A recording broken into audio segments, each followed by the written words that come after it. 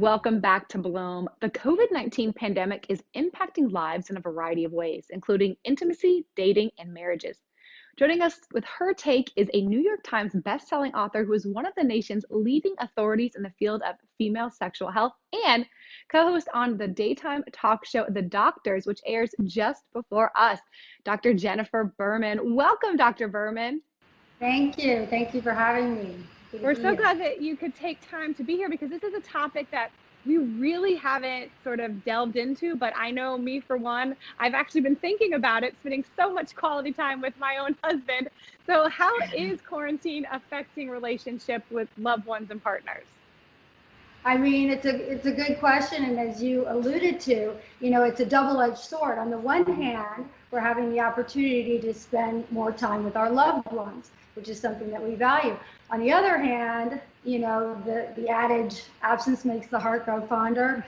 There's something to be said about that. We are wired to, evolutionarily to want to come together and separate. And when we're confined on top of each other, like animals in captivity, for lack of a better term, all sorts of triggers can happen, and people don't always act at their best. So it's really important to recognize your feelings, set boundaries, try and set schedules with your partner. I have a fiance right now, and we're not officially living together. So the fact that I can come home and get away, I mean, our relationship has gotten stronger actually, because we're spending more time together, and then I can run away.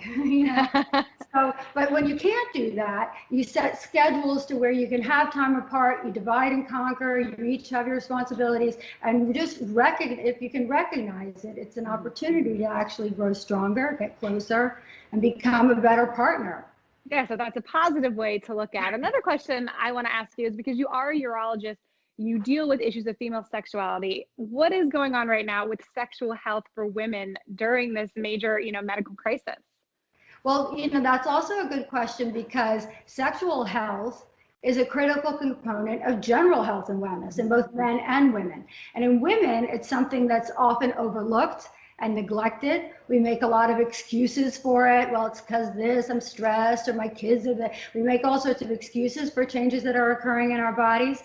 So I think it's a great opportunity because we're spending more time together, so having more sex, but also, to pay attention to the changes that are going on. Under conditions of stress, which is what's going on right now, we are all feeling stress.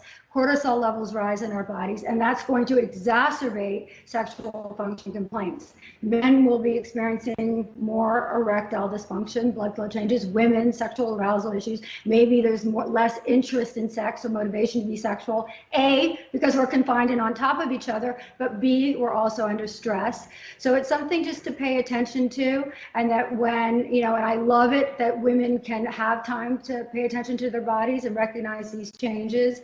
And I'm going to say again, sexual health is a critical component of general health and wellness. It's not life or death. This is a quality of life issue, but quality of life is equally as important as quantity of life.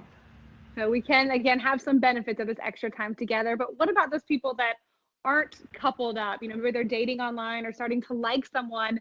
Is it okay to invite that new love interest over? Unfortunately, at least from a medical perspective, I'm going to say no, because you bring up a good point. It is also hardwired in us as human beings to want to connect and to want to have intimacy. And so it's natural for people to want to seek out to others, especially under conditions of quarantine, when we're isolated and under stress. That said, the decision making that we have under stress, it actually almost accelerates intimacy and feelings of connection when we're under stress. So for that reason, just so that we're making safer and smarter decisions when we're not under stress. And also now they've just recently found COVID in semen, which initially I was actually reporting that it's not sexually transmitted. And now they've just come out that it is in semen. That's not necessarily means that you can transmit it sexually, but it is something to be concerned about. And then in terms of online dating and going to meet somebody else or bringing somebody else into your home, especially for those that are in contact with other family members or children or other people at work, you're putting others at risk as well. It's not just yourself, you're putting others. So for right now, I think we're going to see a trend in cyber sex and sexual intimacy online. I hate the thought of that, personally, but and there's a stigma associated with it, and I'm always one that wants to bust taboos and burst stigmas. So I'm going to be open-minded about cyber sex now as well, because I think we're going to see a moving trend towards that. Okay, well, we have time for about one more question, but you are such a great sexual health expert. You're a New York Times bestselling author. You're on the doctors. What can you tell women out there who are struggling with their own sexual health just amid everything that's going on right now? Well, I mean, for women, as I said earlier, we tend to neglect, overlook, and ignore the changes that are occurring in our bodies. And women that are experiencing loss of libido, so changes in sexual desire, vaginal dryness, which is a huge problem for women, that's related to blood flow. So under conditions of stress, we have diminished blood flow. Men will have ED, women will have sexual arousal issues. Orgasm is another thing. When we're stressed and worried about our health, our finances, our life, that's also a common problem. And sexuality, there's mental, emotional, relational, and physical, medical reasons why men and women experience sexual function complaints. So being aware of the changes that are occurring in our bodies, not having shame about them, talking to your partner and talking to healthcare providers about it. I'm offering Zoom appointments, Skype appointments, virtual appointments. I have to say those have actually gone up, interestingly. So women that are confined and not able to focus on a million, that are just in their homes and trying to manage life, are having time to address these issues and make them a priority. So the upside of Corona is women are now forced to pay attention to themselves, their needs, their wants, their bodies, their sexuality, and hopefully come out of this, sexually empowered and better and stronger.